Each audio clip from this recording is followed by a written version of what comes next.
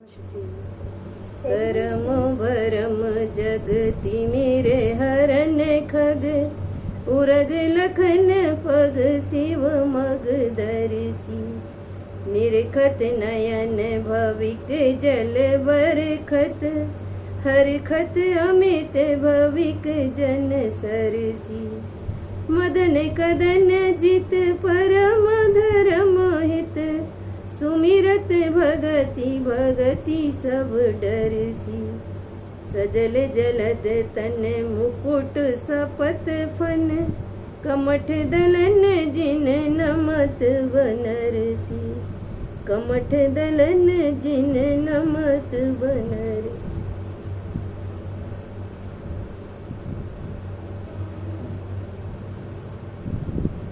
साक्षी 1 minute आना।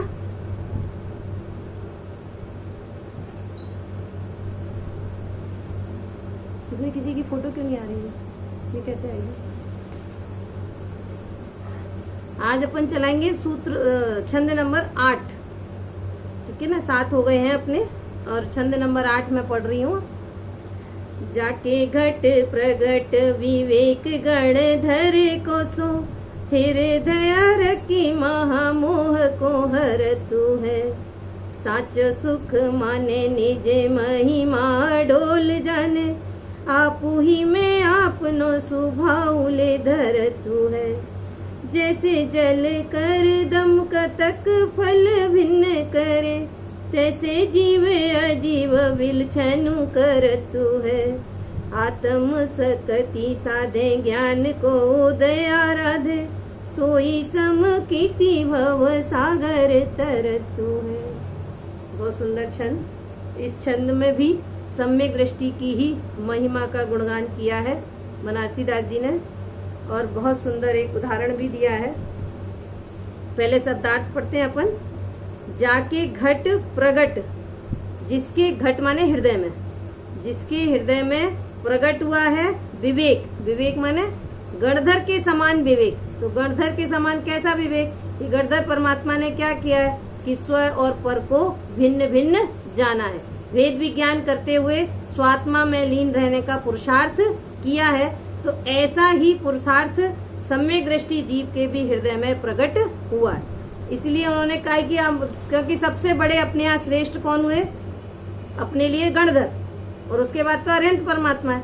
तो उन्होंने गणधर के समान जिनके हृदय में भेद विज्ञान की कला प्रकट हुई है, हृदय हरख है, हरख माने प्रसन्नता है, उनके हृदय में कैसा है? हर्षित है हृदय। काय के लिए? कि इतनी जो हर्षित है उसका कारण है कि महामोह को हरत हुए। जो महामोह माने मिथ्यात्व की जो अनादिकाल से चली आ रही थी संतति, उसका उसने हरण कर दिया, यानी नष्ट कर दिया। किसने? सम्यक दृष्टि के अंदर जो भेद विज्ञान की कला प्रकट हुई है उसकी वजह से उसका मिथ्यात्व नष्ट हो गया है और हृदय में अति प्रसन्नता है, हर्षित है। साचो सुख माने उसी को जो आत्मिक अनुभूति हुई है, जो सच्चे सुख की वेदन उसको हुआ है, उस वेदन को ही वो क्या मान रहा है? सच्चा सुख। जगत का सुख सच्चा सुख नहीं है। निज महिमा अडोल जाने, अपनी महिमा माने आत्म स्वरूप की महिमा को कैसा जानता है? अडोल, अविचल, माने उसका श्रद्धान फिर हिलता नहीं है। ऐसा नहीं है कि आज तो श्रद्धान है और तरफ प्रतिकूलता आई तो श्रद्धान डिग गया, ऐसा श्रद्धान उसको नहीं है। अडोल है माने कभी भी डिगता नहीं है। आप ही में माने अपने में, अपनो स्वभाव माने अपने में अपने आत्म स्वरूप को ही ले धरत हुए माने उसी का चिंतन करते, माने अपने आत्मा में अपने आत्मिक गुणों का ही चिंतन करते हैं, पर से जिनका कोई संबंध नहीं। जैसे जल करदम, जैसे जल की करदम माने गंदगी, जो जल में गंदगी है वो कतक फल, कतक फल माने फिटकरी, इसको निर्मली भी बोलते हैं और फिटकरी भी बोलते हैं। जैसे जल की गंदगी को यदि फिटकरी डाली जाए तो दोनों भिन्न भिन्न करे, माने जल भी अलग हो जाता है और गंदगी अलग हो जाती है। तैसे माने उसी प्रकार जीव और अजीव में विलक्षण करत है, माने उनको भी अलग अलग जानते हैं। जीव को अलग जानते हैं और देहादिक को अलग जानते हैं। आत्म सकति साधे, आत्मा की शक्ति को साधते हैं, माने उसी का चिंतन करते हैं। ज्ञान को उदय आराधे, अब उनका क्या हुआ है कि जिसको आत्म स्वरूप का सच्चा श्रद्धान होता है उसका ज्ञान भी सम्यक हो जाता है। और यहाँ भी सम्यक दृष्टि की बात चल रही है, तो जिस उनका भी श्रद्धान सम्यक हुआ है, तो अब जो ज्ञान का उदय है वह भी आराधना के योग्य है। माने अब वो ज्ञान सम्यक होने से, उस ज्ञान से वो अपने स्वरूप की ही आराधना कर रहे हैं। सोई समकिति, ऐसे सम्यक दृष्टि जीव ही भव सागर, माने संसार सागर से तरतु माने तर जाते हैं या पार हो जाते हैं। ऐसा तो इसका शब्दार्थ था। अब अपन भावार्थ करते हैं कि जाके घट प्रगट गणधर को सो, गणधर भगवान सिर्फ एकमात्र आत्मा को जानते हैं, और बाकी ग्रंथ जिन वचनों का अपने में पारायण करते हैं और उन्हीं जिन वचनों को बाहर में गूंथते हैं। तो उनके पास कितना काम है कि सिर्फ एक आत्म स्वरूप का श्रद्धान, उसी का ज्ञान, उसी में रमणता। और यहाँ भी सम्यक दृष्टि को क्या है कि उनके समान ही भेद विज्ञान प्रकट हुआ है, जिससे महाभयंकर जीव का सबसे बड़ा शत्रु कौन है कि हम मोह को कहते हैं, और मोह का ही बाप है मिथ्यात्व। मिथ्यात्व कहने से सब आ गए, और मोह कहने से मोह आता है, लेकिन मोह से भी ऊपर कौन है कि मिथ्यात्व। और मिथ्यात्व छूट गया तो बाकी की चीजें तो अपने आप छूट जाएंगी। लेकिन ये मिथ्यात्व ही नहीं छूटता। मिथ्यात्व माने क्या कि अपने शरीर को अपना मानना, जो देह मिली है या देहादिक के संबंध मिले हैं, जो भी नातेदारी रिश्तेदारी मिली है, जो जड़ संयोग मिला है, उस जड़ संयोग को तो अपना मानना और अपने आत्म स्वरूप को कुछ भी नहीं मानना। यही करते हैं ना, हम आत्मा को आत्मा नहीं मानते और देहादिक को आत्मा मानते हैं। ये जो मिथ्यात्व हमारे अंदर बैठ, इसी का नाम मिथ्यात्व, उल्टी मान्यता का नाम मिथ्यात्व। तो उल्टी मान्यता क्या है कि मेरा जो चिंतन है, वो उपयोग है, वो दूसरी तरफ जा रहा है, पर की ओर जा रहा है, आत्म स्वरूप की ओर नहीं जा रहा है। इस भ्रम का नाम ही मिथ्यात्व है। ये उल्टी मान्यता का ही नाम मिथ्यात्व। और कब से चला आ रहा है कि अनादिकाल से। क्यों चला आ रहा है? क्योंकि अनादिकाल से जीव कर्म के साथ है। हमें जब से आत्मा है तब से 8 कर्मों का संयोग भी इस जीव को मिला है। कैसे मिला है कि जैसे सोना होता है ना खदान में, तो सोने के ऊपर एक काला पत्थर के अंदर सोना होता है, तो ऊपर जो कालापन है वो उसको खदान से मिला है कि ऊपर से चढ़ाया गया है? उसको जन्मजात ही मिला है। जब वो खदान से निकलता है तो उस काले पत्थर के अंदर से ही निकलता है। और काला पत्थर देखने में सोना नहीं लगता, पीला नहीं है, वो तो काला है।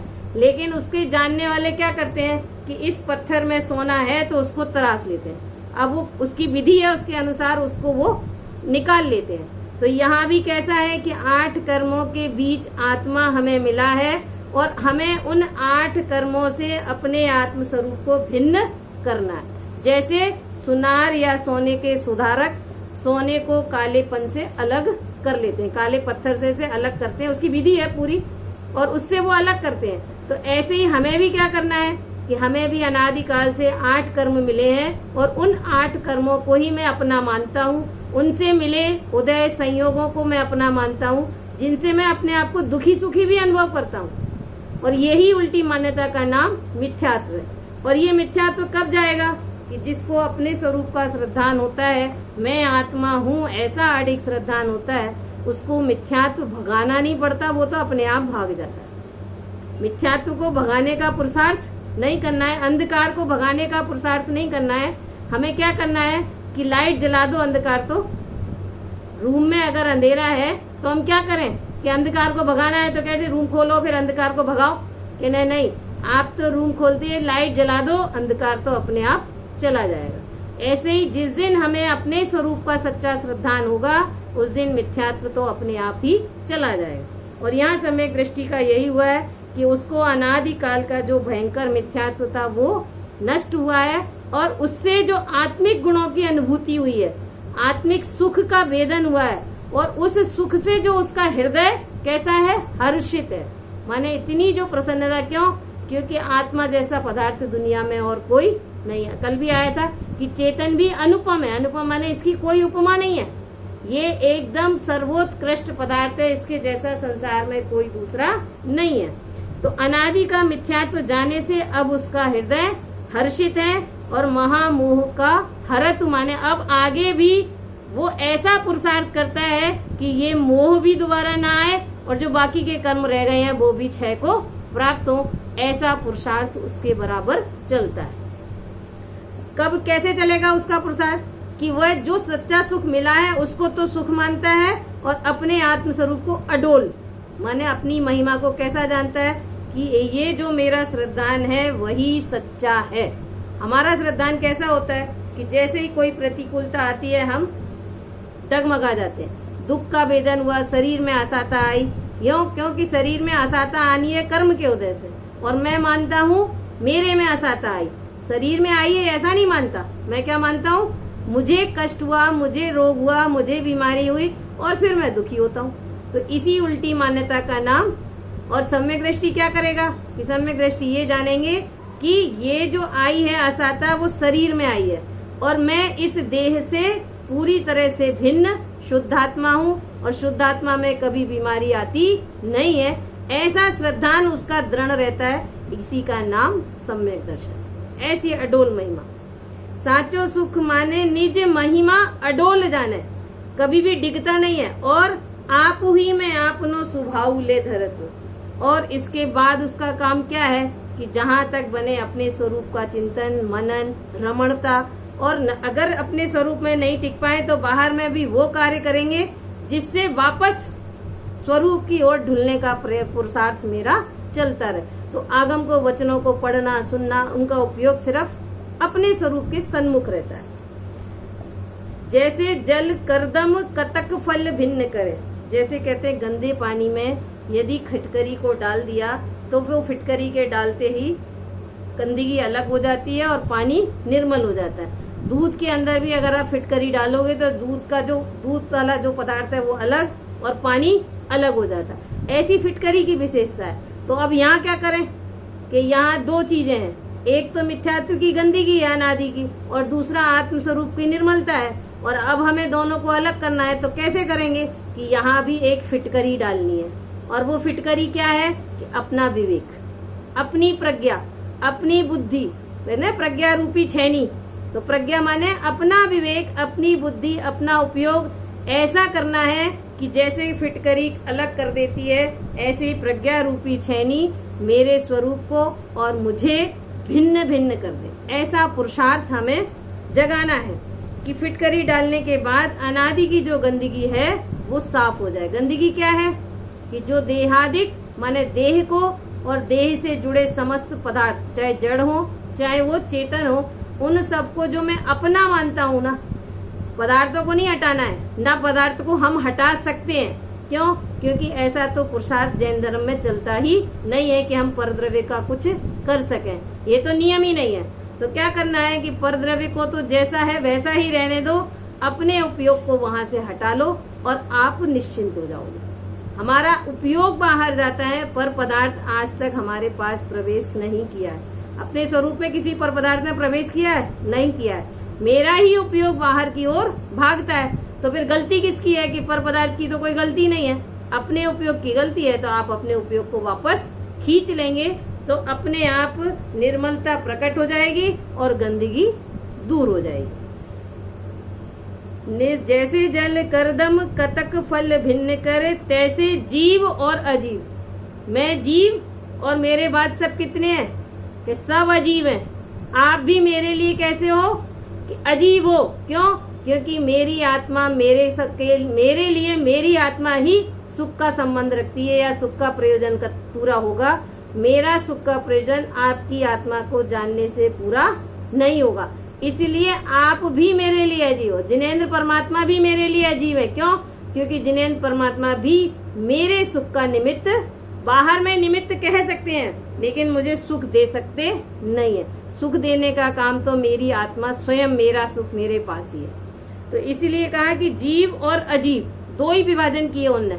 ये नहीं कहा कि देह और जड़ और संयोग और पदार्थ, ऐसा कुछ नहीं कहा। उन्होंने कहा एक जीव और बाकी सब अजीब, चाहे वो चेतन हो और चाहे वो अचेतन हो। उस समय जब हम अपना प्रयोजन साध रहे हैं, जब हम निस्वरूप का श्रद्धान कर रहे हैं, तब हमारे लिए सब अजीब है। आत्म सकति साधे और आत्मशक्ति को साधते हैं। साधते माने जो श्रद्धान प्रकट हुआ है उसको वो पकड़ के रखते हैं। क्यों? क्योंकि अगर वो श्रद्धान चला गया तो फिर तो सब खत्म। तो कहना अपनी आत्मशक्ति को और बढ़ाते हैं। अभी जो अनुभूति हुई है वो तो बहुत क्षण के थोड़े से समय के लिए हुई है, तो अब इस अनुभूति को बढ़ाना है तो क्या करना है कि अपने उपयोग को वहीं टिका के रखो। तो ये जो अनुभूति की तारतम्यता है वो बढ़ जाएगी और बढ़ेगी, तभी आगे का जो मोक्ष मार्ग है वो प्रशस्त होगा। अगर इतनी अनुभूति से संतुष्ट हो जाएंगे तो कुछ नहीं हो। तो इसने यहाँ क्या कहा, आत्म सकति साधन, आत्मा की शक्ति को साधते हैं, माने उसका और अधिक विकास हो ऐसा पुरुषार्थ करते हैं। और कैसे करते हैं वो पुरुषार्थ कि ज्ञान को उदय आराधन, जो ज्ञान प्रकट हुआ है सम्यक दर्शन होने के बाद, ज्ञान तो पहले भी था और आज भी है, लेकिन सम्यक दर्शन से पहले वही ज्ञान मिथ्या ज्ञान कहलाता था और सम्यक दर्शन होने के बाद वही ज्ञान सम्यक ज्ञान कहलाता है। जब तक श्रद्धान सम्यक नहीं है तब तक ज्ञान सम्यक नहीं होता। ये अपन छेड़ाला में भी पढ़ते हैं कि जब तक श्रद्धान सम्यक नहीं है तो ज्ञान भी सम्यक। दीपक का प्रकाश, ऐसा उदाहरण छेड़ाला का दौलत राम जी ने दिया है कि दीपक का प्रकाश कब होता है कि जब दीपक जलेगा तब प्रकाश होगा। ऐसा नहीं है कि प्रकाश पहले हो जाएगा और दीपक बाद में जलेगा। ऐसे ही श्रद्धान पहले सम्यक होगा, उसके बाद ज्ञान सम्यक होगा। तो यहाँ ज्ञान जो सम्यक हुआ है तो अब उस ज्ञान का क्या करते हैं कि उस ज्ञान से अपने स्वरूप की आराधना करते हैं और अधिक अपने स्वरूप में लीन रहने का पुरुषार्थ करते हैं। क्यों? जितना जितना स्वरूप की ओर सन्मुख होंगे उतना ही आगे मोक्ष मार्ग में कदम बढ़ता जाएगा। तो इसलिए वो क्या करते हैं कि आत्मशक्ति को साधते हैं और ज्ञान के जो प्रकटता हुई है, निर्मलता प्रकट हुई है, जो सम्यक प्रकट हुआ है, उस ज्ञान से अपने स्वरूप की आराधना करते हैं। सोई समिकिति, ऐसे सम्यक दृष्टि जीव ही भव सागर तरत्व है। भव सागर माने संसार रूपी सागर से पार होते हैं। हम भी कब पार होंगे कि हमारे लिए भी यही प्रोसेस है। यदि हम इस प्रोसेस को अपनाते हैं तो हमें भी संसार समुद्र से पार होने का अवसर और कब मिलेगा कि आज ही है। आज सब कुछ मेरे लिए बहुत अनुकूल है, देहादिक भी अनुकूल है, बाहर के समागम भी अनुकूल है, रुचि भी अनुकूल है, धर्म की रुचि प्रकट हुई है, जिनेन परमात्मा का समागम है। सबसे अच्छा है कि जिनवाणी को सुनने को और पढ़ने की रुचि मिली है। अगर जैन बन जाते और जिन धर्म भी मिल जाता, लेकिन अगर जिन रुचि नहीं मिलती, शास्त्र को पढ़ने की रुचि नहीं मिलती, तो भी हम अपनी लाइन पर कभी नहीं आ पाते, मोक्ष मार्ग हमारा प्रशस्त नहीं होता। तो हम बहुत अच्छा सुअवसर है हमारे पास कि हमें सब साधन सुलभ है और अब हमें करना क्या है कि सिर्फ अपने स्वरूप का श्रद्धान करना है, बस इतना ही सा काम करना है। इसके बाद का काम तो फिर अपने आप होने लगेगा। एक बार कहना, एक बार सीढ़ी पर पैर रखना है। अगर सीढ़ी पे एक बार पैर, ऐसा पैर उठा के एक बार रख दिया तो दूसरा पैर तो फिर उठ ही जाएगा। फिर उठाने सिखाना नहीं पड़ता। बच्चे को सिखाते हैं अपन सीढ़ी पे चढ़ना, तो कैसे सिखाते हैं कि पहले एक पैर रखो, दूसरा पैर वो खुद रखने लगता है। तो ऐसे ही हमें कि हमें भी एक कदम आगे बढ़ना है कि अपने श्रद्धान को सबसे पहले सम्यक करना है और ऐसे श्रद्धान सम्यक होने पर ही हम संसार सागर से पार हो सकते हैं। बाहर का पुरुषार्थ करने योग्य है, हम करते हैं, लेकिन उसका फल तभी मिलेगा जब हमारा श्रद्धान सम्यक हो। तब तक व्रताधिक व्यर्थ कहे गए तो क्यों कहे गए? इसलिए नहीं कहे गए कि वो व्रताधिक नहीं करो या व्यर्थ है, ऐसा नहीं।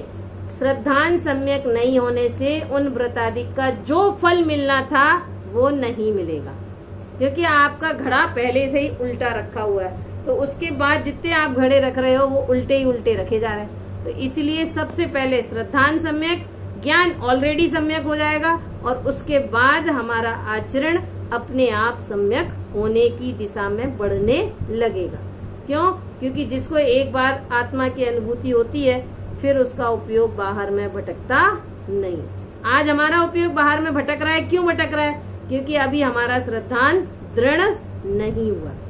तो सबसे पहले इस छंद से हमें क्या शिक्षा मिली कि हमें अपने श्रद्धान को मजबूत करना है, अपने आत्म स्वरूप का श्रद्धान। ऐसा अब ऐसे तो नहीं हो जाएगा कि आज हम बैठे हैं तो आज ही श्रद्धांजलि सम्यक हो जाएगा, ऐसा नहीं होगा।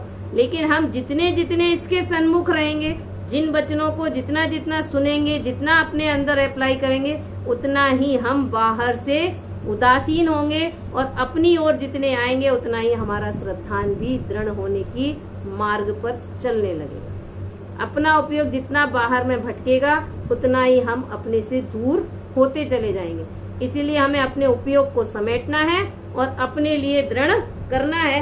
यही पुरुषार्थ है। आज की तारीख में अपना पुरुषार्थ क्या है कि यही पुरुषार्थ है कि जो उपयोग बाहर की ओर भटक रहा है, बाहर बार बार आकर्षित हो रहा है, परद्रव्य की ओर भाग रहा है, उस उपयोग को हम अगर अपने स्वरूप के सन्मुख ला सकें बहुत अच्छी बात है। नहीं ला सकें तो जिनेंद्र परमात्मा के सन्मुख तो रहें, कम से कम उनकी बात तो सुने, उनके उपदेश को सुनते रहेंगे तो कभी ना कभी, तो कहते हैं ना, रसरी यावत जात ही सिल पर होत निशान।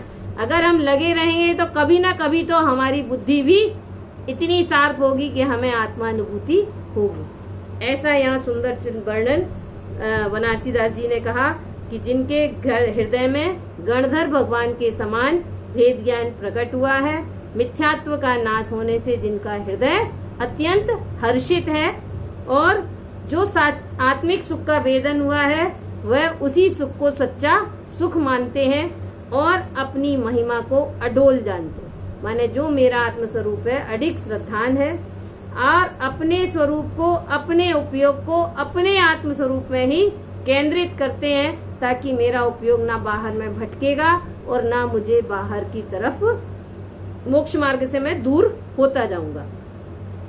जैसे फिटकरी के डालने पर पानी में फैली गंदगी और निर्मलता अलग अलग हो जाती है, ठीक उसी प्रकार यदि हम अपनी प्रज्ञा रूपी छेनी से, अपने विवेक से, अपने उपयोग को यदि देहादिक में और जीव और अजीव में, देहादिक में और आत्म स्वरूप में डाल के अगर हम भिन्न भिन्न करते हैं तो निश्चित ही हमें आत्म स्वरूप की अनुभूति होगी। जैसे फिटकरी डालने से भिन्न हुआ, ऐसे ही अपने प्रज्ञा से, अपने विवेक से हम अपने आत्म स्वरूप को देहादिक से भिन्न करें और आत्म शक्ति को साधना, जिससे उस आत्म स्वरूप की साधना करने के बाद जो ज्ञान की निर्मलता हुई उससे हम अपने उपयोग को और अधिक आत्म स्वरूप के सन्मुख रखें। ऐसे सम्यक्ति जीव ही संसार सागर से पार होते। ऐसा सुंदर चित्रण इस पद्य में किया। क्लियर हुआ सबको? आगे का छंद लें अपन, ठीक है? क्लियर है ना? अब अपन अगला चले, ठीक है? अगला छंद चलेगा अपना छंद नंबर 9। ये बहुत सुंदर है, इसमें अपनी चर्चा है।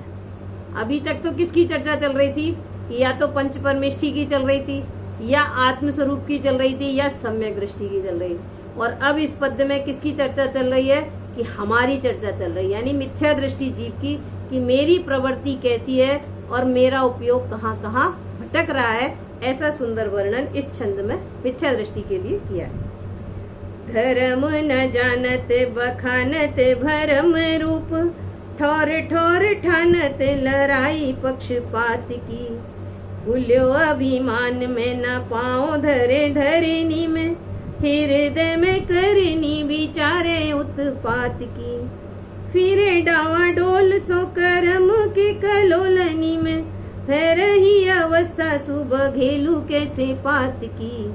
जाकी छाती ताती कारी कोटिल कुवाती भारी, ऐसो ब्रह्म घाती है मिथ्याती महापात की।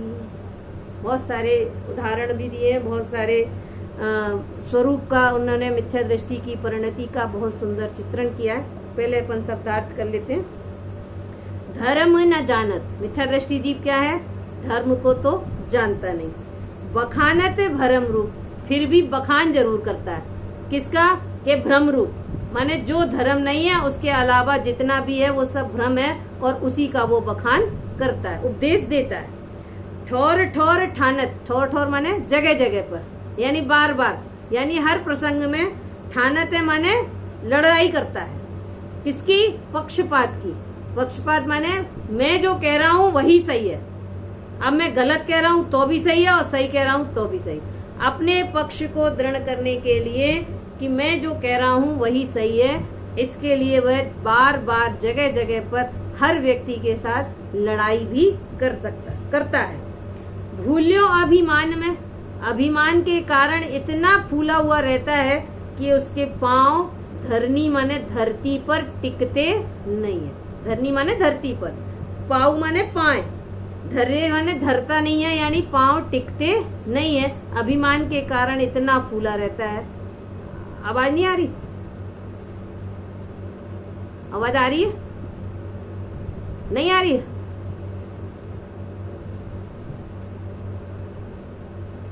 आवाज बंद हो गया, म्यूट हो गया।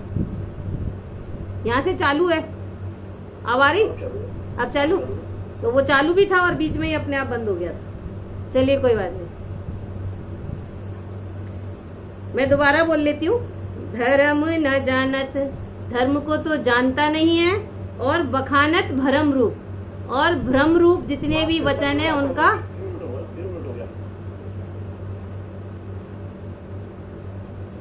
अब आया? हाँ। धर्म को तो जानता नहीं है और भ्रम रूप वचनों का बखान करता है। ठौर ठौर माने जगह जगह पर अपने पक्ष को लेकर सबसे लड़ाई करता है। कौन? मिथ्या दृष्टि जी। भूल्यों अभिमान में, अपने अभिमान में इतना फूला रहता है कि उसके पांव भी जमीन पर नहीं टिकते हैं। पांव न धरे धरनी में, धरनी माने जमीन पर। हृदय में करनी, विचारे उत्पात की, उसके हृदय में क्या होता है कि ऐसे ऐसे विकल्प, ऐसे ऐसे विचार आते हैं जिनसे उत्पात माने लड़ाई हो। आवाज बंद हो रही है, आवाज बंद हो गई। म्यूट नहीं दिखा रहा, फिर भी आवाज बंद है। अब म्यूट कराया आपने? अब आई? अब आ गई है। कुछ ना कुछ गड़बड़ कर रहा है, कुछ कर रहे हैं शायद, आप क्या कंप्यूटर कर रहे हैं। ये दिक्कत भैंसों के साथ भी स्वाद में आ रही थी पीछे। हाँ, पता नहीं क्या कारण है। अब आ रही है? अब आ रही है। अपने आप चली जाती है। हाँ, ये नेटवर्क में ही प्रॉब्लम है। अब आ रही है, मुझे दिख रहा है। नहीं, लैपटॉप से कर रहे हैं ना आप? हाँ, लैपटॉप है। उसमें दिक्कत है कुछ ना कुछ। अब गई? ले लीजिए आप। आपका माइक्रोफोन वहाँ से ही म्यूट और अनम्यूट हो जाता है। अब वो अपने आप ही हो रहा है।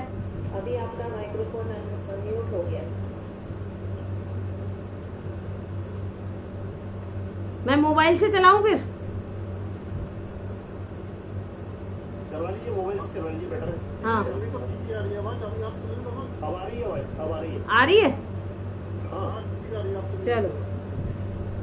हृदय में करनी विचारे उत्पात की, अपने हृदय में ऐसे विचारों को उत्पन्न करता है कि जिससे उत्पात माने युद्ध हो, लड़ाई हो, झगड़ा हो, माने अच्छे काम नहीं करता, अच्छे विचार भी उत्पन्न नहीं करता। फिरे डामाडोल सो, डामाडोल माने कभी इधर और कभी उधर, एक जगह टिकता नहीं है। कर्म के कलोलनी में, कर्म के कलोलनी माने कर्म के उदय में ऐसी प्रतिकूलता आती है कि उसका हृदय ऐसा डामाडोल रहता है, हिलता रहता है, माने उपयोग टिकता नहीं है। हेरे ही अवस्था बघेलू कैसे पात की, अभी इसका वर्णन करूंगी। बघेलू के पत्ते की तरह उसकी अवस्था ऐसा भ्रमण करता रहता है, बघेलू के पत्ते की तरह। जाकी छाती माने जिसका हृदय, ताती माने संतप्त है, दुखी है या क्रोधित है। कारी माने काला है, कुटिल माने वक्र है, कुवाती माने गंदे विचारों से भरा हुआ है। ऐसो ब्रह्मघाती, ऐसा आत्म स्वरूप का घात करने वाला जीव मिथ्याती महापाप। कैसा है? मिथ्याती है, मिथ्या दृष्टि है और महापापी है। ऐसा तो शब्दार्थ था। अब मैं व्याख्या करूंगी ना तो उसमें पूरा क्लियर करती हूँ। सबसे पहले तो मिथ्या दृष्टि जीव क्या है? धर्म को नहीं जानता। धर्म माने वो ये जानता है जो पूजा पाठ, दर्शन, पूजन पाठ जो भी कर रहे हैं उसको भी वो धर्म नहीं मानता, वो तो हिंसा में धर्म मानता है। जो मिथ्या दृष्टि, अपन कुछ थोड़े से और हटे हैं तो हमें कम से कम उन अशुभ भावों में तो धर्म नहीं लग रहा। जीव हिंसा में तो धर्म नहीं मानते, कम से कम हम जो जिनेंद्र परमात्मा के वचन हैं उनको सुनने का शुभ भाव को अच्छा मानते, इतना ही है। लेकिन अज्ञानी मिथ्या दृष्टि बहुत से जीव ऐसे हैं जो धर्म तो जानते ही नहीं है और भरम का बखान करते, माने जाने किस किस चीजों में धर्म है। कभी पेड़ों को पूज के धर्म है, तो कभी हवन करके धर्म है, कभी हिंसा करके धर्म है, कभी मतलब जो उनसे बन सकता है वो सब धर्म मानते हैं। अपना जो वस्तु का स्वभाव है उसको तो वो पहचानता। धर्म माने क्या कि जो वस्तु का स्वभाव है वही धर्म है, और है भी यही कि जैसा वस्तु है उसको वैसा मानना यही धर्म है। लेकिन मिथ्या दृष्टि क्या करता है कि जैसा स्वरूप है वैसा तो मानता नहीं, और उसके उल्टे फिर अंत है। जैसे कहते हैं ना 2 और 2 4 होते हैं, तो ये एक है फिगर, 4 ही होंगे बस। अब 2 और 2 5 6 7 8 9 की अनगिनत है, कितने भी हो सकते हैं, कोई गिनती नहीं। गलत की कोई गिनती नहीं, और सही एक ही है। तो जो वस्तु का स्वरूप है वही धर्म है, और बाकी सब भ्रम है। इसके अलावा जो भी मान रहा है वो क्या है? भ्रम है।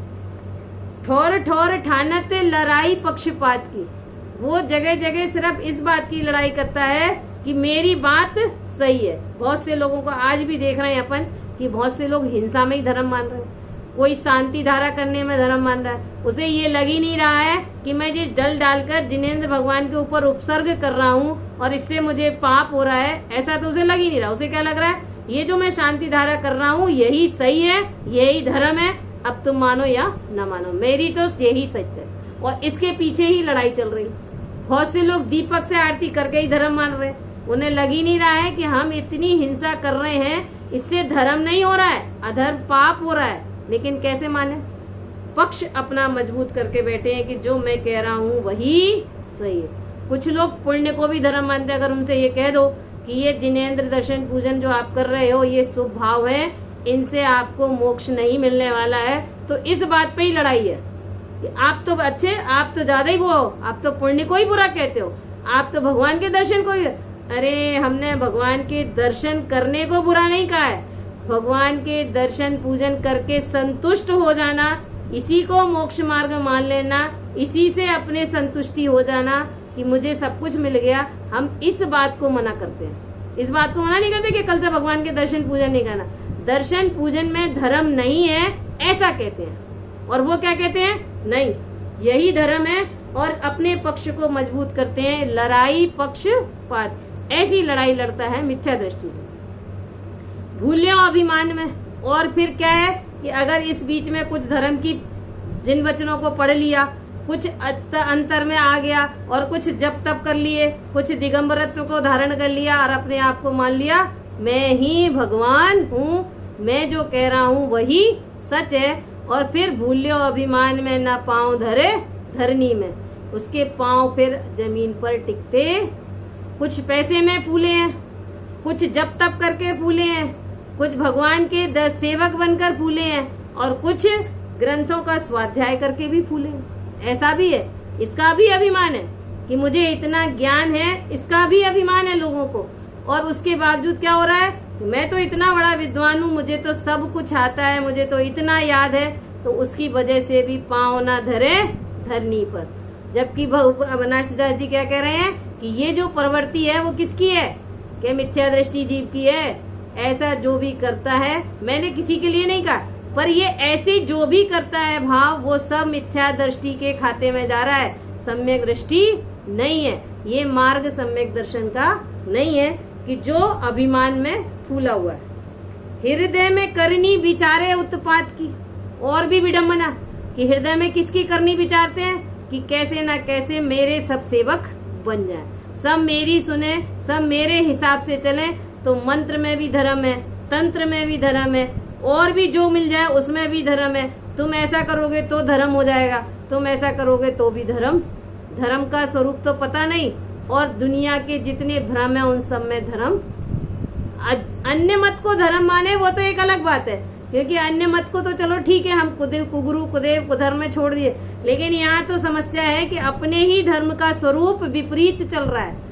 जैन दर्शन को ही विपरीतता से रूप बखाना जा रहा है कि जो अहिंसामय धर्म था उसको हिंसा में चेंज किया जा रहा है कि हिंसा में धर्म होता है, और अपनी बात को इतने मजबूती से कहते हैं कि सामने वाला अपने आप मान भी लेता है। उसका छल भी है ऐसा कि वो अपनी बात को इतनी मजबूती कहते हैं। लोग क्या क्या कहते हैं, अगर उनसे कहो कि नहीं ऐसा नहीं है, अरे महाराज जी ने कहा है तो सच ही होगा, तुम बढ़िया ही, तुम तो कोई महाराज जी थोड़ी ना हो।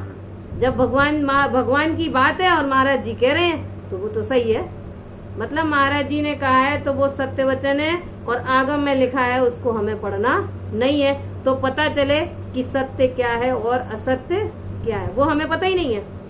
तो कहते हृदय में करनी विचारे उत्पात, यही हो रहा है ना आज, कि आज ऐसे ऐसे विकल्प सामने आ रहे हैं, पहले नहीं था ऐसा जितना आज चल रहा है। पता नहीं किस किस चीज में धर्म चल रहा है।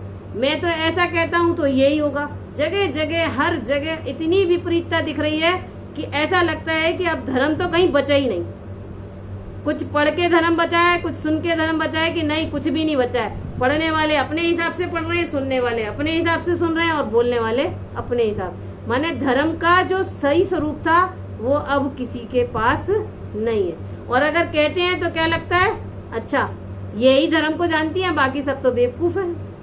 फिर ये सामने वाला ये भी कहता है, तो क्यों कहता है, क्योंकि उसकी दृष्टि मिथ्या है, वो जीव मिथ्या दृष्टि है, और उसके हृदय में ऐसे विचार उत्पन्न होते हैं जिसकी वजह से उसकी प्रवृत्ति भी विपरीत होती है।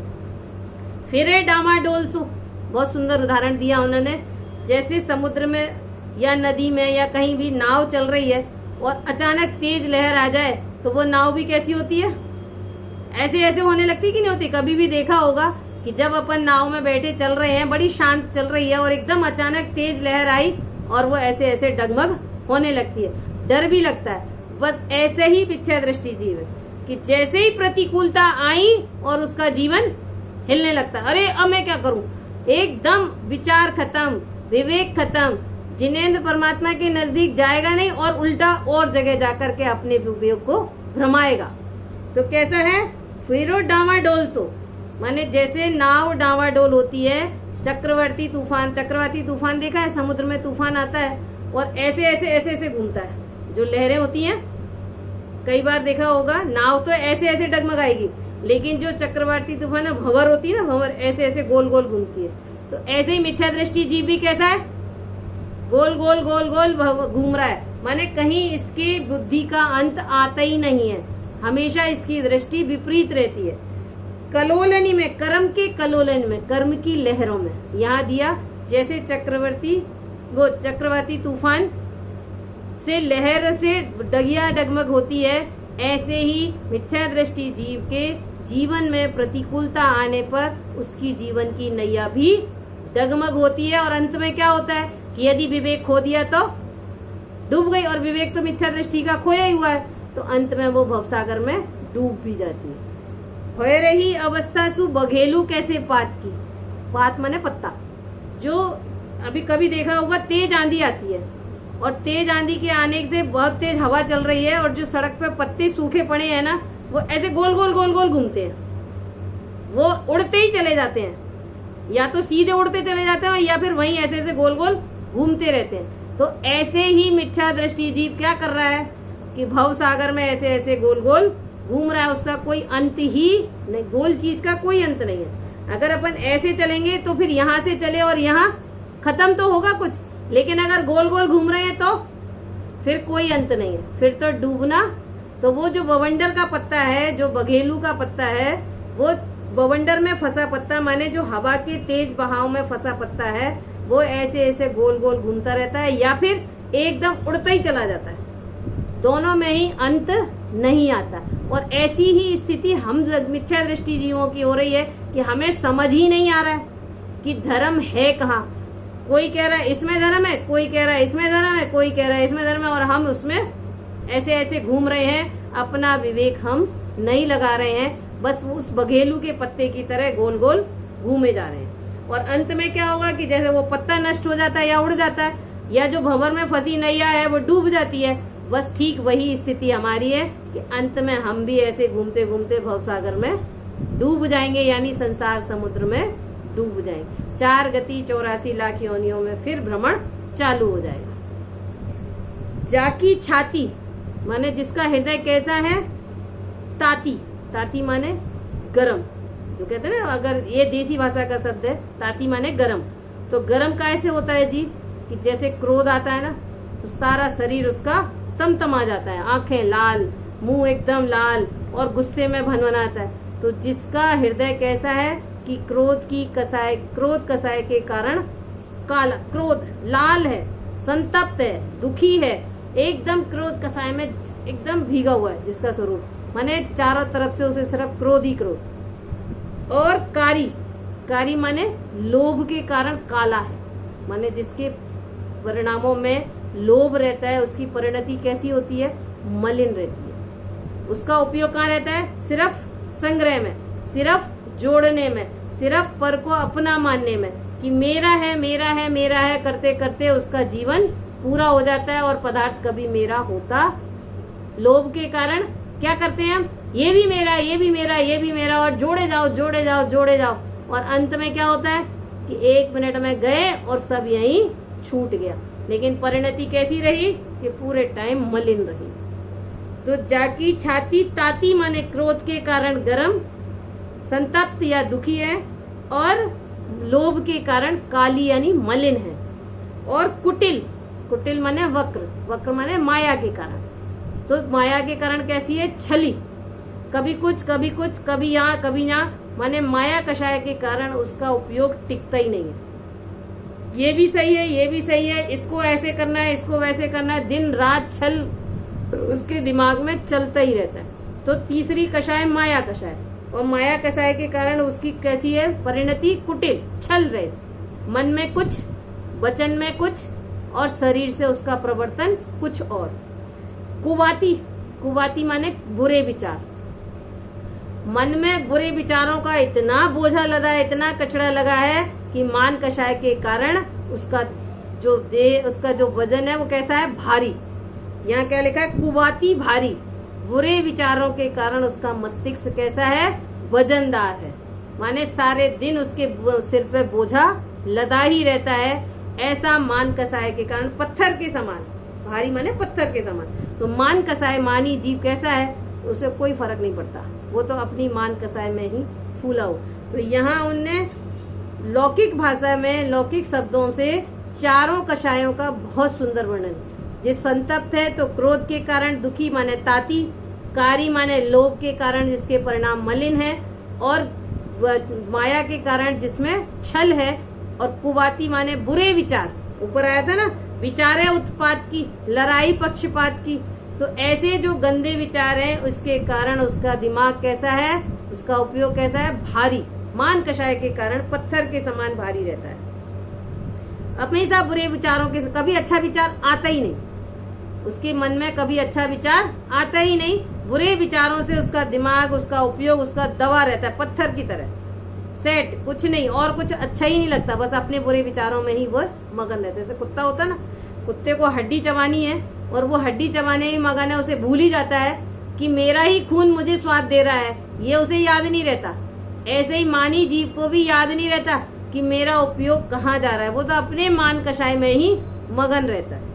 इसलिए उसकी कैसी है, भारी, पत्थर की तरह है। ऐसो ब्रह्मघाती, ब्रह्मघाती माने ब्रह्म का घात करने वाला। तो अपने यहाँ 2 चीजें बताई। ब्रह्मघाती बनारसी दास जी ने लौकिक भाषा में लिखी, और उस लोक भाषा में ब्रह्म का अर्थ था ब्राह्मण।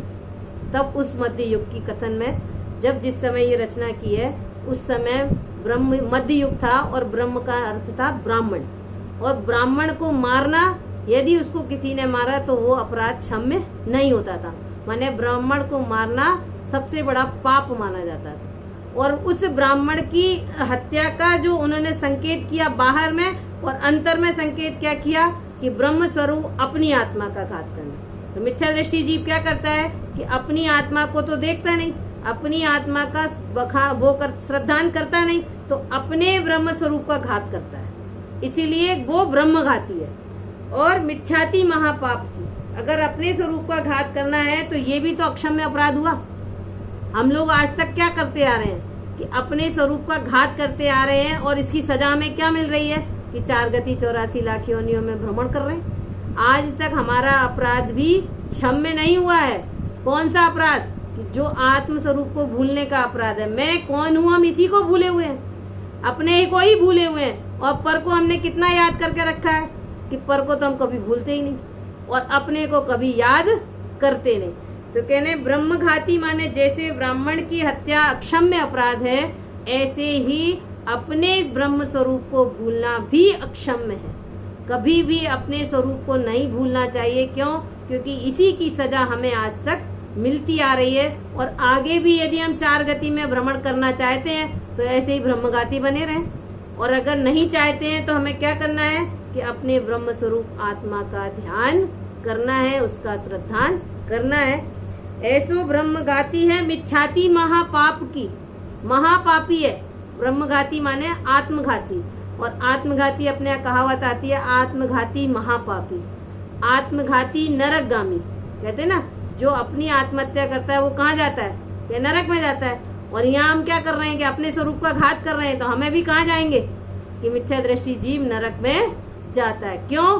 क्योंकि वो उसकी जो करनी है, उसकी जो प्रवृत्ति है वो कैसी है कि एक भी अच्छा काम तो उसने किया ही नहीं, और कसायों में चारों में लिप्त है, और महापापी है, और अपने स्वरूप का घात कर रहा है प्रति समय। तो पर उसकी परिणति का फल का मिलने वाला है कि वही मिलने वाला है जो आज तक मिलता। हम भी कई बार नरक जाके आए हैं, ऐसा नहीं है कि हम आज नहीं जाएंगे या कल नहीं जाएंगे। हम भी कई बार वहाँ भ्रमण करके आए, हमें भी वो सजा मिल चुकी है, और आगे भी हम उस सजा के लिए तैयार नहीं है, तो फिर अपने स्वरूप का ध्यान करना चाहिए। ऐसा संदेश उन्होंने दिया। मिथ्या दृष्टि का बहुत सुंदर 4 कषायों का भी वर्णन उन्होंने किया, मिथ्या दृष्टि की परिणति का भी वर्णन किया, और उसकी स्थिति भी बताई कि वो ऐसे भवसागर में घूमे जा रहा है।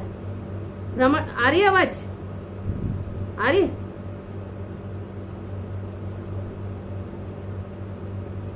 अब आई? पता नहीं, अपने आप ही जा रही है।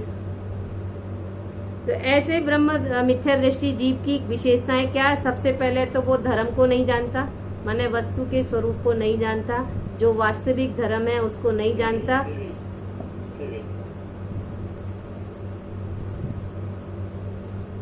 आई? अपने आप ही जा रही है। तो मिथ्या दृष्टि की कितनी विशेषताएं बताई हैं अपने जीवन में, अभी अपन देख सकते हैं कि क्या ये विशेषताएं मेरे जीवन में हैं, तो हम अपनी पहचान खुद कर लें कि हमारी दृष्टि कैसी है। सबसे पहले धर्म ना जानत, धर्म को तो जानते नहीं, माने जो स्वभाव है वो धर्म नहीं है। वास्तविक धर्म क्या है कि वस्तु का स्वभाव ही धर्म है। मेरा स्वभाव ज्ञान दर्शन है, इसीलिए वही मेरा धर्म है। अपने स्वरूप के, अपने स्वभाव के रूप परिणमन करना यही धर्म है। हर व्यक्ति, हर द्रव्य अपने स्वभाव रूप ही परिणमन कर रहा है। पुद्गल ने तो कभी नहीं अपना स्वभाव छोड़ा। पुद्गल अपने स्पर्श रस गंध वर्ण स्वभाव रूप ही परिणमन कर रहा है, और आज तक उसे कोई सजा भी नहीं मिली है। क्यों? क्योंकि उसने अपना कभी स्वभाव छोड़ा ही नहीं, और जीव ने अपना स्वभाव हमेशा छोड़ा, इसलिए उसको सजा मिली। तो हमें क्या स्वभाव है कि धर्म क्या है कि मेरा स्वभाव ही, मेरा जान दर्शन ही, मेरी जानने देखने रूप प्रवृत्ति ही वास्तविक धर्म है। और यदि मैं उस धर्म को मानता हूँ तो मेरी दृष्टि सम्यक है, और नहीं मानता हूँ तो मेरी दृष्टि मिथ्या है। बखानत भरम रूप मिथ्या दृष्टि जीव अगर धर्म का स्वरूप कहता है तो वो क्या कहेगा कि उसके वचन भ्रम रूपी है। हम ये माने कि नहीं वो मिथ्या दृष्टि है तो वो तो सही बात कह रहा है, कह रहे नहीं, अगर मिथ्या दृष्टि कोई बात कह रहा है तो आपको उसकी बात सच नहीं है। आगम के वचनों से मिलान जरूर करना। यदि आगम के वचन उसके विपरीत चल रहे हैं तो समझ लेना उसका उपदेश सच्चा नहीं है। अगर वो हिंसा में धर्म मान रहा है और आगम कह रहा है कि अहिंसा में धर्म है, तो अपने आप बदकट हो गई।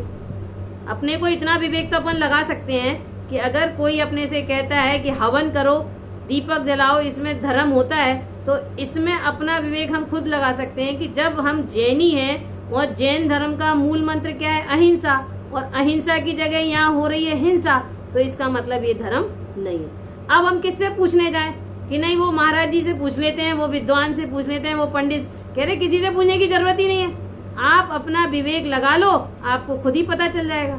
यही तो प्रज्ञा रूपी छैनी है कि जहाँ अपने विवेक का उपयोग नहीं करते तभी हम भ्रमित होते हैं। यदि हम अपने विवेक का उपयोग करें तो हम भ्रमित नहीं होंगे। हमें साफ दिख रहा है कि ये देह विनाशी है, इस देह का स्वरूप हमें अपने आप ही दिख रहा है कि नहीं दिख रहा है। सब कुछ समझ में आ रहा है कि जैसा बचपन में था वो अब नहीं है, और आगे जो होने वाला है वो हमें प्रत्यक्ष दिखने लगा है। तब भी अगर हम देह में आ सकते हैं तो इसका मतलब हम अपने विवेक का उपयोग नहीं कर रहे हैं। ये तो प्रत्यक्ष दिख रही है, दूसरों को छोड़ो, हम तो अपनी देख लें।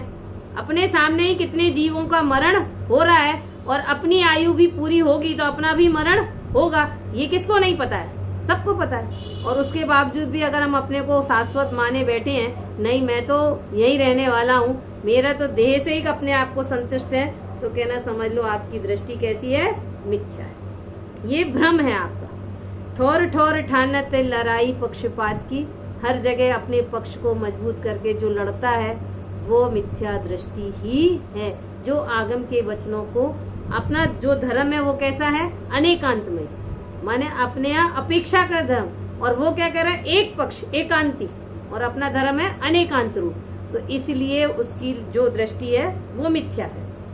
भूल्यों अभिमान में मान कषाय के कारण इतना फूला है कि उसके पांव भी जमीन पर टिकते नहीं है। वो इतना, जैसे आज हो रहा है ना कि वो कह रहे हैं नहीं मंदिरों को भी एसी लगा दो, मंदिरों को भी म्यूजियम की तरह बना दो। अरे मंदिर तुम म्यूजियम की तरह बना दोगे तो जैसे म्यूजियम को देखकर तुम्हारे मन में विचार आते हैं, मंदिर में भी तो वही विचार आएंगे। तो फिर वो जिनेंद्र परमात्मा के विचार कब आएंगे? अगर हम घर में एसी में बैठे हैं तो हमें प्रमाद आता है कि नहीं आता है? 100% आता है। आप एक आधा घंटा एसी में बैठो, आपकी आंखें झुकने लग जाएंगी, आपको प्रमाद आएगा। और अगर मंदिर में एसी लगा के हम मंदिर में भी यही करेंगे तो मंदिर में भी प्रमाद आएगा कि नहीं आएगा? आएगा। तो प्रमाद को छोड़ने के लिए तो हम देव दर्शन करने गए थे, और देव दर्शन करने की जगह हम वहां भी प्रमाद ही करते रहे, तो समझ लो हमारी कैसी स्थिति होगी? बघेलू कैसे पात की, ऐसे ही घूमते घूमते घूमते घूमते अंत में हमारी नैया डूब जाएगी और फिर दोबारा उतरेगी कब, इसका कोई ठिकाना नहीं है। हृदय में करनी विचारे उत्पात की, ये तो मिथ्या दृष्टि की कहानी है और हम भी मिथ्या दृष्टि हैं। अपने मन में यदि बुरे विचार आते हैं तो अपने आप को पहले ही सावधान कि मेरे विचार मन में अगर किसी के प्रति बुरे हैं तो मुझे उस विचार से अपने आप को दूर करना है। अपनी परिणति को खुद सुधारना। दुनिया कहती है ना उनको सुधारे उनको सुधारे, उनको कह रहे नहीं, अपने अपने को सुधार लो। हम अपने को सुधार लें तो जग सुधर जाएगा। क्यों? सब अपने अपने को सुधारेंगे तो तुरंत सुधर जाएंगे, एक क्षण में ही सब काम हो जाएगा। और हम सुधारने जाएंगे तो ना तो हम सुधार पाएंगे और ना कभी सुधारने का अंत आ पाएगा। इसलिए क्या करना कि अपनी परिणति अगर विषय कषाय में जा रही है तो हमें वहां से खींचनी है। अपनी परिणति पाप की ओर ढुल रही है तो हमें वहां से खींचनी है।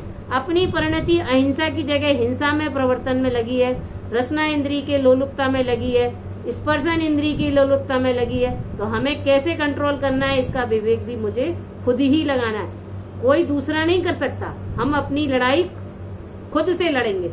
तो अपने मन में यदि कुविचार आते हैं तो हमें उन विचारों को त्यागना है और सुविचारों को स्थान देना है। फिर डामाडोल जो मिथ्या दृष्टि जीव तो भंवर में फंसी नैया की तरह डगमगा रहा है, और हम भी अगर डगमगाए तो फिर कोई फायदा जिन वचनों को सुनने का नहीं हो। जिन वचन हम सुनते किस लिए हैं कि जब प्रतिकूलता आए तो हम इन जिन वचनों का चिंतन करें और उस प्रतिकूलता से हम अपने आप को बचा सकें। प्रतिकूलता का आना सहज है। क्यों? क्योंकि हम तो कर्म का उदय लेकर आए हैं, बांध कर आए हैं, और उन कर्मों का उदय तो आना है, और प्रतिकूलता रूप आना है तो वो भी आना ही है, वो जाने वाले नहीं है। लेकिन हम क्या करते हैं कि हम उस प्रतिकूलता में अपने आप को भूल जाते हैं। तो अब क्या करना है कि हमें अपने आप को भूलना नहीं है, जिन वचनों के सन्मुख रहना है, उनको याद करना है, उनको स्मरण करना है, तो वो प्रतिकूलता चुपचाप धीरे से चली जाएगी। और अगर हम उस प्रतिकूलता में रम गए तो वर्तमान में भी दुखी हैं और भविष्य में भी हम कर्म बंद करके दुखी ही होने वाले। तो इससे हमें क्या शिक्षा मिली कि हमें अपनी परिणति को खुद सुधारना है, अपने विचारों को खुद करना है, नहीं तो मेरी अवस्था भी बघेलू कैसे पात की हो रही है, अभी भी आज भी हो रही है। क्यों? क्योंकि हमारी भी दृष्टि अभी मिथ्या ही है। हमने भी सिर्फ जिन वचनों को सुना है, अप्लाई नहीं किया है। अभी हम सुनते तो बहुत प्यार से हैं, बहुत रुचि से हैं, बहुत उपयोग को लगाकर हैं, अरे नहीं हाँ सही है ऐसा ही सही है। लेकिन जैसे ही सुनने का समय पूरा होता है उसके बाद हमारी परिणति फिर वापस पंचेंद्री के विषयों में दौड़ने लगती है। तो इसलिए कह रहे हैं हमारी स्थिति भी अभी कैसी है, बघेलू कैसे पात की। ये मिथ्या दृष्टि की कहानी नहीं, हमारी कहानी है, ऐसा मानकर सुनना है। मिथ्या दृष्टि की कहानी कहेंगे तो हमें क्या लगेगा, किसी दूसरे जीव की कहानी चल रही है, हम तो बस श्रोता हैं। ऐसा नहीं है, मिथ्या दृष्टि मैं हूँ। क्यों? क्योंकि मुझे अपने जिन आत्म स्वरूप का श्रद्धान सच्चा नहीं है, इसलिए ये मेरी कहानी है, ये मेरी स्थिति है, ये ऐसी मेरी परिणति है। ऐसा सुनेंगे तो हमें अपनी भूल का एहसास होगा, वरना दूसरे की तरफ देख के फिर हमारा एहसास अपने आप में नहीं होता है। जाकी छाती ताती चारों कषायों का बहुत सुंदर वर्णन यहाँ उन्होंने किया। और हमारा भी अंदर देख लें अपने अपने परिणामों को कि हमें क्रोध कषाय की तीव्रता है कि मान की है कि माया की है कि लोभ की है।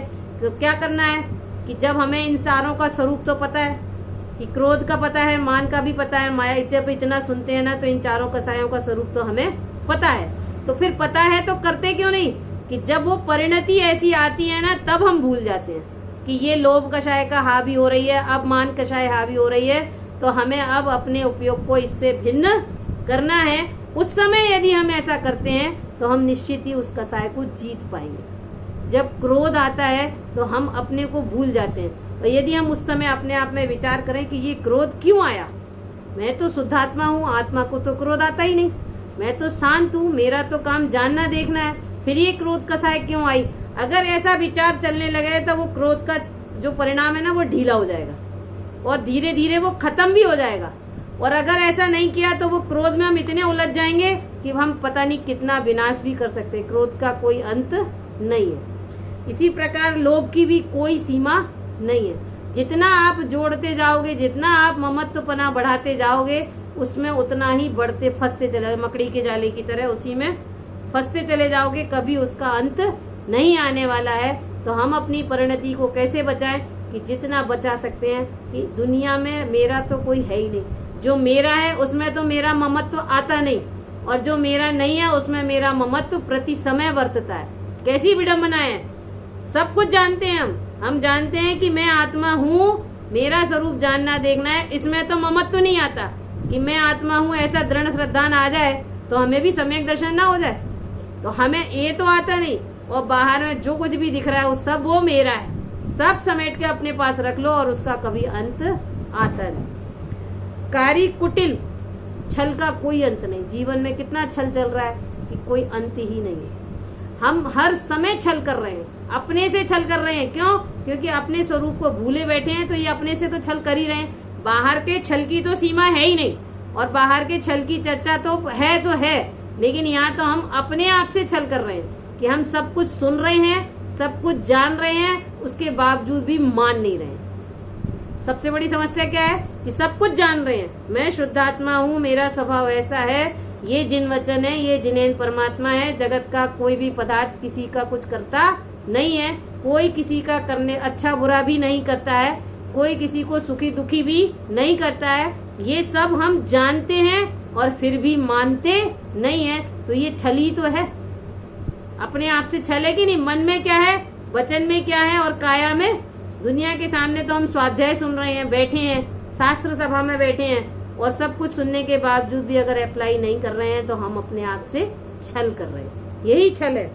और कुबाती भारी कि दिन रात दूसरी संबंधों के विचार, जो पाप के विचार हैं, जो कषाय के विचार हैं, जो लड़ाई के विचार हैं, जो संसार पंचेंद्री के विषय भोगों के विचार हैं, मोह राग देश के विचार हैं, वो तो हमारे ऊपर बहुत हावी होते हैं। और अपने स्वरूप का कभी ख्याल कि मैं तो इसमें कोई है ही नहीं, है क्या मेरा। आज आया था ना कि जोड़ के कितना भी रख लो, कफन में कोई जेब। आज एक कोटेशन डाला था कि कफन में जेब रहती है क्या, कि कफन में जेब नहीं होती, कितना भी जोड़ के रख लोगे तुम यहीं छोड़कर जाने वाले हो। मैं ये कहती हूँ यदि किसी को पुण्य के उदय से बहुत कुछ मिला भी है तो या तो उसका भोग कर लो और या फिर उसका सदुपयोग कर लो, तो कम से कम वो तुम्हारे काम तो आए। और अगर तुम जोड़ के चले गए और कल आंखें बंद हो गई तो तुमने तो जोड़ा और खाया, माल किसी और ने भोगा। तो इससे अच्छा तो ये या तो उसको भोग लो, मतलब उसका सदुपयोग कर लो, उसको धर्म के मार्ग में लगाओ, धर्म प्रभावना में लगाओ, रोगियों को उसमें लगाओ, औषधि में लगाओ। किसी ना किसी प्रकार से हम किसी ना किसी की हेल्प कर सकते हैं, तो उस धन का हम सदुपयोग कर सकते हैं। लेकिन जोड़ जोड़ के रखने से तो कुछ भी होने वाला नहीं है। तो अपने मान कषाय को भी हमें ही जीतना है। मेरे को अगर मेरी नाक में जरा भी कुछ होता है ना, नाक तो ऐसे लगती है जैसे मेरी नाक कटी। मान कषाय तो ऐसे बिल्कुल तैयार बैठी है कि इसने मेरी नहीं सुनी और बस सारी कषाएं हावी हो गई। अरे मान कषाय में कुछ भी होने वाला है, क्या बनने वाले हैं हम? अगर मान कषाय हावी रही तो अगले जन्म में पत्थर बनने वाले हैं। ऐसा वो बड़े पंडित जी की कविता में आता है कि मान कषाय का फल क्या है कि आपको अगले जन्म में पत्थर बनने वाले हैं। क्या बन के, हमें पत्थर बन के क्या होने वाला है कि कुछ भी कल्याण होने वाला नहीं। ऐसी कुबाती भारी, ऐसो ब्रह्मघाती, ऐसे ब्रह्म स्वरूप का घात करने वाला मिथ्या दृष्टि जीव महापापी है, मिथ्यात्वी है। और हम भी कौन है कि हम भी अपने ब्रह्म स्वरूप का श्रद्धा नहीं कर रहे हैं, तो हम भी अपने ब्रह्म स्वरूप का प्रति समय घात ही कर रहे हैं और अपने को पता भी नहीं चल रहा है कि हम ऐसा कुछ कर रहे हैं। हम तो ऐसे मगन है जैसे हम सब कुछ सही है। सुबह दर्शन कर लिए, उसके बाद पूजा कर ली, उसके बाद स्वाध्याय कर लिया और उसके बाद जप तप कर लिया, थोड़ा बहुत त्याग संयम भी कर लिया और अपने आप को क्या मान लिया कि धर्मात्मा मान लिया। जबकि हम कैसे हैं? ब्रह्मघाती महापापी। हम अपने ब्रह्म स्वरूप का ध्यान नहीं कर रहे हैं, उसका श्रद्धा नहीं कर रहे हैं, तो हम कौन है? ब्रह्मघाती। ऐसा मिथ्या दृष्टि का सुंदर स्वरूप बनारसी दास जी ने अपने लिए एक दिग्दर्शन किया, अपना मार्ग प्रशस्त किया कि अपनी परिणति को ऐसा टटोल के रखा है कि हम अपनी परिणति को इससे मिलान करें तो हमें पता चलेगा कि हमारा मिथ्यात्व कहाँ तक बैठा है। हम अपने मिथ्यात्व को खुद जीते। क्यों? कैसे जीते हैं कि अपने स्वरूप का श्रद्धान करके ही हम इस मिथ्यात्व को जीत सकते हैं। हमारी चर्चा आज यहाँ पूरी हुई। इसके बाद बनारसी दास जी ने एक संकल्प किया है कि मैं अब ग्रंथ का रचना शुरू करता हूँ। अभी तक जो चल रहा था वो सिर्फ मंगलाचरण चल रहा था। इसमें पंच परमेष्टि की भक्ति, सिद्ध भक्ति, सम्यक दृष्टि की भक्ति और लास्ट में उनने मिथ्या दृष्टि की परिणति का वर्णन किया। इसके बाद जो होगा वो ग्रंथ शुरू होगा और हम ग्रंथ की चर्चा फिर जब हमारा मौका लगेगा तब करेंगे, क्योंकि कल हमारी रूपल दी उस पर प्रवचन सार जी पर अपने विचारों को रखेंगी, तो कल हम उन्हें सुनेंगे और नाटक समय सार को हम फिर किसी दिन, जिस दिन सहयोग बनेगा उस दिन सुनेंगे। ऐसी चर्चा को अब मैं यहाँ विराम देती हूँ। अपन जिनवाणी स्तुति करेंगे। कोई प्रश्न किसी का? समय तो यही रहेगा ना? हाँ, समय यही रहेगा 8 से 9 इसी समय।